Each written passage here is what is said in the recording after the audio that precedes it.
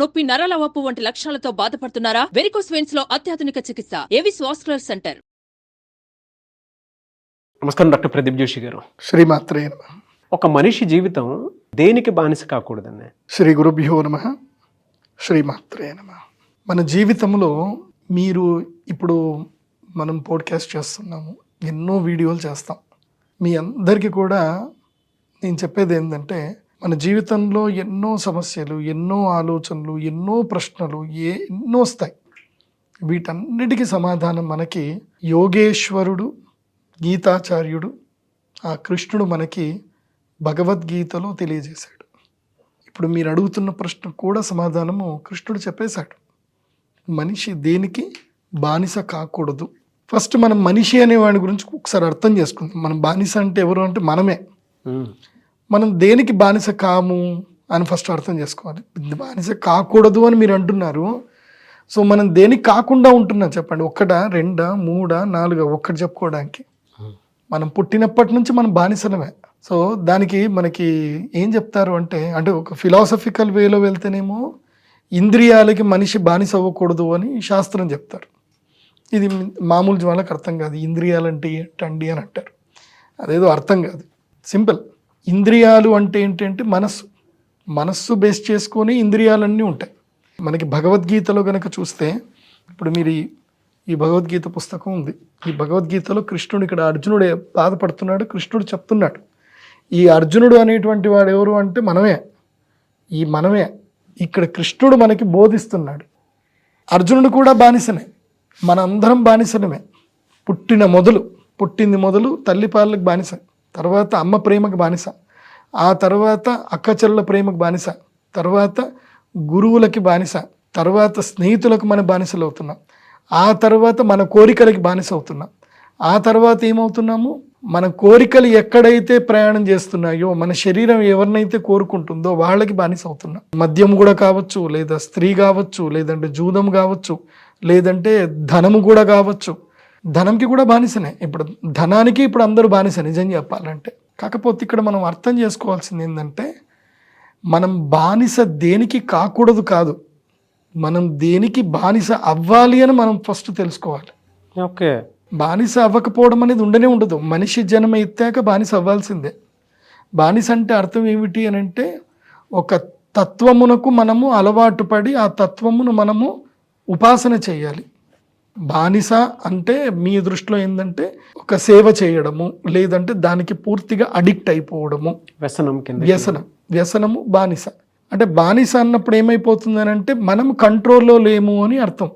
బానిస అంటే ఇది కంట్రోల్ లేకపోవడమే కదా. అరే వీడు బానిస అయిపోయాడు రా, దానికి బానిస అయిపోయాడు, మందుకు బానిస అయిపోయాడు, వీడు ఆడదానికి బానిస అయిపోయాడు. ప్రతి ఒక్కళ్ళు ఇంట్లో మోస్ట్లీ అమ్మలందరూ అంటారు, వీడు పెళ్ళయ్యాక పెళ్ళానికి బానిస అయిపోయాడు అంటారు. అంటే ఇక వాడు పెళ్ళా మాట మేము వింటున్నాడు, మా మాట వినట్లేదు అని వాళ్ళ బాధ. సో మనిషి దేనికి బానిస కాడు అంటే, మనిషి తన అవసరానికి, తన ఆశకి ఎప్పుడు బానిస అవుతానే ఉంటాడు. ఇవాళ ఈ ఒక్కదానికని కాదు. అయితే మందుకు బానిస అవుతాడు, లేదంటే ఆడదానికి బానిస అవుతాడు. ఎందుకు అవుతున్నాడు అంటే, అతని యొక్క ఆశ, అతని అవసరం, ఆ వ్యక్తికి సంబంధించిన ఆశ అవసరానికి బానిస అవుతున్నాడు. సో ఆశ లేని మనిషి లేడు. ఎవరైనా ఆశ ఉంటుంది. మాయలేని మనిషి లేడు. మాయలేని మనిషి బానిస కాకుండా ఉండడు. భగవద్గీత ఏం చెప్తుందంటే, నువ్వు మాయను ఓవర్కమ్ చేయమని చెప్తుంది భగవద్గీత. కానీ ఎప్పుడు చెప్పాడు భగవద్గీతలో కృష్ణుడు అంటే, లాస్ట్కి 18వ అధ్యాయంలో చివరి శ్లోకంలో చెప్పాడు, సర్వధర్మాన్ పరిత్యజ్య మామేకం శరణం వ్రజ అహం త్వాం సర్వ పాపేభ్యో మోక్షయిష్యామి మా శుచ. లాస్ట్ ఈ శ్లోకంతో కంక్లూషన్ ఇచ్చేసాడు. అప్పటిదాకా చెప్పలే. 700 శ్లోకాలన్నీ కూడా మనిషిని మెప్పించడానికి, ఒప్పించడానికి, కన్విన్స్ చేయడానికి అన్నీ చెప్పాడు. వాస్తవంగా భగవద్గీత మొత్తం కూడా ఒకే శ్లోకంలోనే ఉంది. ఏం శ్లోకం అంటే, మీకు ఇది అపరిచితుడు సినిమా చూస్తే మీకు తెలుస్తుంది. ఇది అపరిచితుడు సినిమాలో శిక్షించేటప్పుడు ఈ శ్లోకం చెప్తాడు లాస్ట్కి. ఏమని అంటే, సర్వధర్మాన్ పరిత్యజ్య అంటే, నీ మైండ్లో నీకున్న ఆలోచనలు, నీ ధర్మాలు, నీ యొక్క ఇవన్నీ కూడా వదిలే, నీ పైత్యాలన్నీ వదిలేసాయి. సర్వధర్మాన్ పరిత్యజ్య, ధర్మాలని చెప్పాడు, అన్ని ధర్మాలని వదిలే.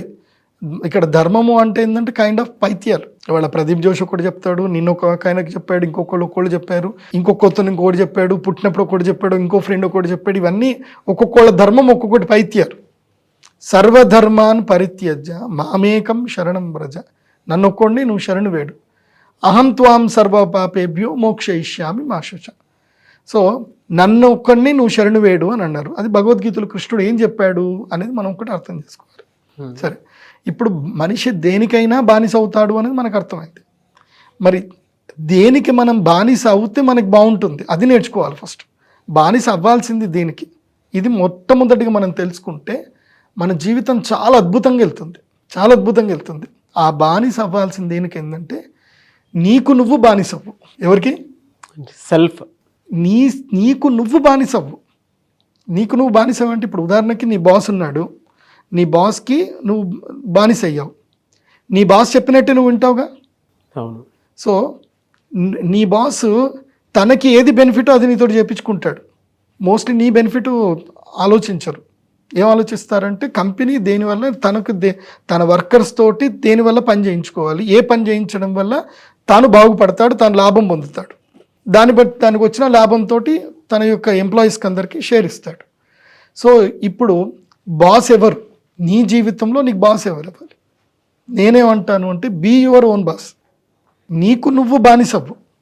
నీకు నువ్వు బానిస అయినప్పుడు నిన్ను నువ్వు దిగజార్చుకోవు. అప్పుడు దిగజార్చుకునే పనులు నువ్వు చెయ్యవు, నువ్వు తలదించుకునే పనులు నువ్వు చెయ్యవు. నిన్ను నువ్వు గొప్పగా తీర్చిదిద్దుకోవడానికి నీకు నువ్వు బాస్ అవ్వాలి.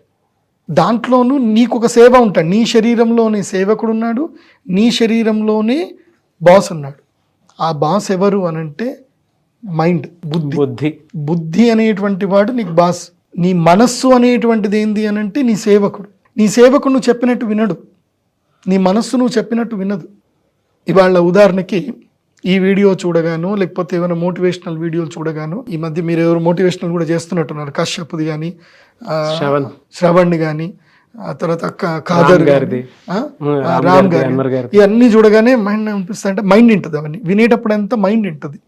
వినగానే ఇంకేంది రేపు పొద్దున్న నుంచి స్టార్ట్, ఇంకా నేను టైం టేబుల్ రాసుకుంటా స్టార్ట్ చేస్తా అని అనుకుంటుంది. ఎర్లీ మార్నింగ్ అలారం మోగానే మైండ్ ఏముంటుందంటే లేవురా అంటుంది, మనస్సు అంటుంది ఊకో ఇప్పుడేం లేస్తావు, అలారం బంద్ చేసి పడుకో అని అంటుంది. కథం మనసు చెప్పిన మాట వింటావా, మైండ్ చెప్పిన మాట వింటావు అంటే మనసు చెప్పిన మాటే వింటాం, బంద్ చేస్తాం, ఏం చెయ్యం. అందుకే ఫస్ట్ థింగ్ ఏంటంటే మనిషి జీవితంలో ఈ 5 వదులుకోవాలి. 5 వదులుకోవాలి. వదులుకుంటే తనకి తాను బానిస అవ్వగలుగుతాడు. అలా తనకి తాను ఎప్పుడైతే బానిస అవుతాడో ప్రపంచం తనకి బానిస అవుతుంది. ఏ 5 అవి? 5లో చాలా ఇంపార్టెంట్ ఏంటంటే జిహ్వా చాపల్యం వదలాలి. నీ నాలుక మీద నువ్వు అదుపు పెంచుకోవాలి. నీ నాలుక ఏది పెడితే అది అడుగుతానే ఉంటుంది. నీ నాలుకని నువ్వు అదుపులో పెట్టుకోలేదు, నీ మాటలు నువ్వు అదుపులో పెట్టుకోలేదు. ఎందుకోసమంటే మనస్సు బుద్ధి బాగా ఉన్నప్పుడేమో మాటలు చాలా పద్ధతిగా వస్తాయి. ఇప్పుడు నా బుద్ధి డామినేట్ చేస్తుంది కాబట్టి నేను చక్కగా మాట్లాడుతున్నా, ఎవరు నన్ను చూడట్లే, అప్పుడు నా బుద్ధి డామినేట్ చేయదు, మనస్సు డామినేట్ చేస్తుంది. నోటికి వచ్చిందల్లా వస్తుంది.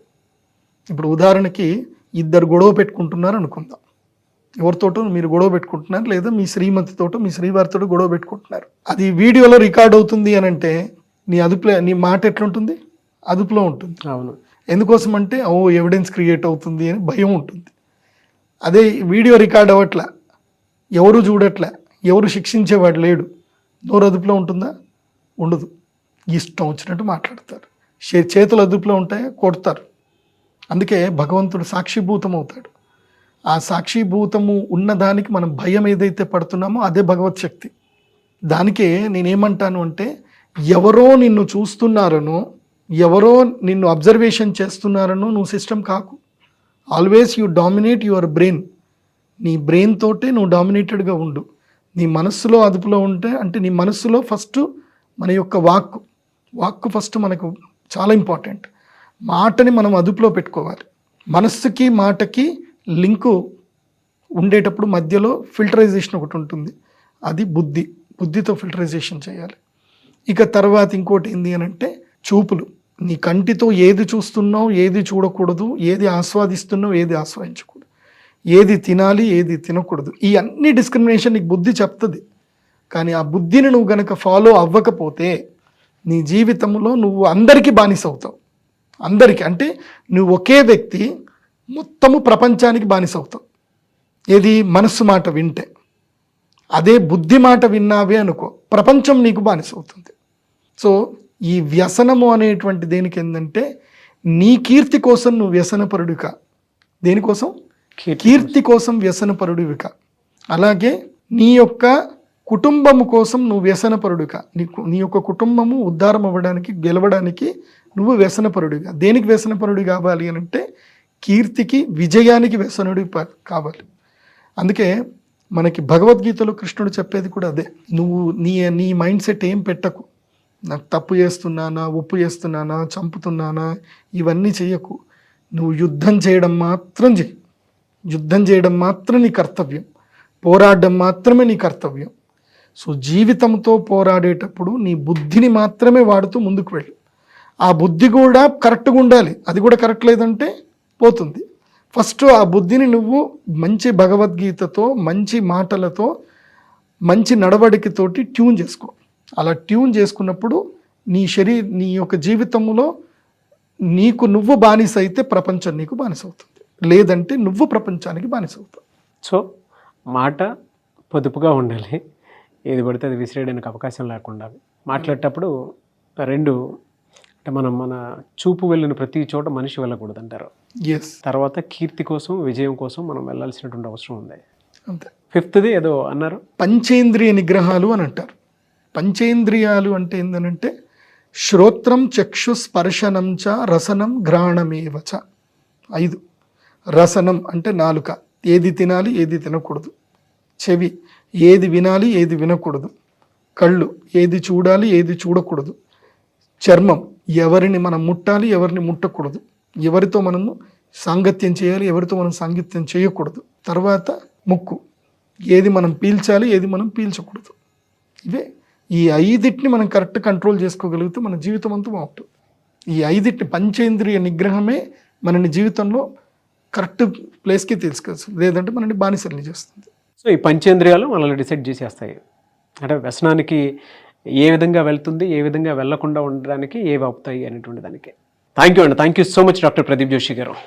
సుమన్ టీవీలో మీ పర్సనల్ అండ్ బిజినెస్ ప్రమోషన్స్ కోసం కింది నెంబర్కి కాంటాక్ట్ చేయండి.